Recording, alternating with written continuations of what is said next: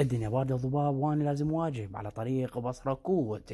جتني اخبارية قال له الجبار عضله اكو لور مفخخ راح يدخل للبصرة على مود يخرب خليجي. قلت له شلون؟ انطون مواصفاته. قال له لي براد لونه جوزف. فعلا شفته قدامي قلت له لك حجي شو محمل؟ قال محمل طماطة. قلت له وين اكو باذنجان؟ شمرته من السيارة واخذت السيارة نزلت له ظل يغلط.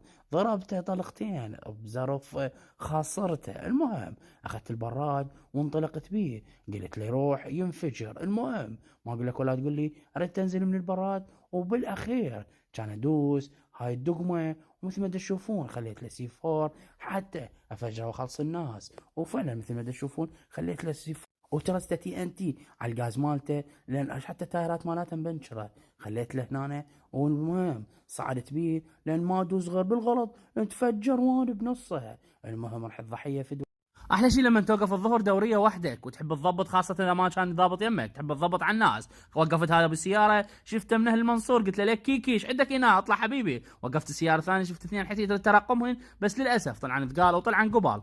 بعدها وقفت السايد كله وصار ازدحام كلش قوي. قلت هو لا تجيني عقوبه خل اطلعهم يلا حبيبي توكلوا. بس خفت لا واحد يدعمني. وهنا اجاني اتصال قالوا لي الحق اكو لوري مفخخ يريد يدخل البغداد. اخذت الدوريه ومشيت بقصه سرعه. وهنا شفته بالسياره الحمراء وقفت يمه باللوري قلت له حبيبي شو محمل؟ قال بيبسي. قلت له بيبسي لو كوكا كولا؟ انزل لا افلش راسك. انزل انزل انزل لك انزل يلا بسرعه. وهنا قلت له ممنوع تتحرك خل تجي الدوريه تاخذه. شو هذا انهزم طلع مسوي شغله.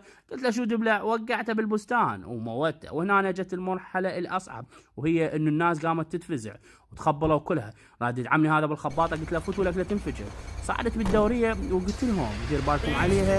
وهنا السياره البراد وانفجرت في لحظات خرافيه.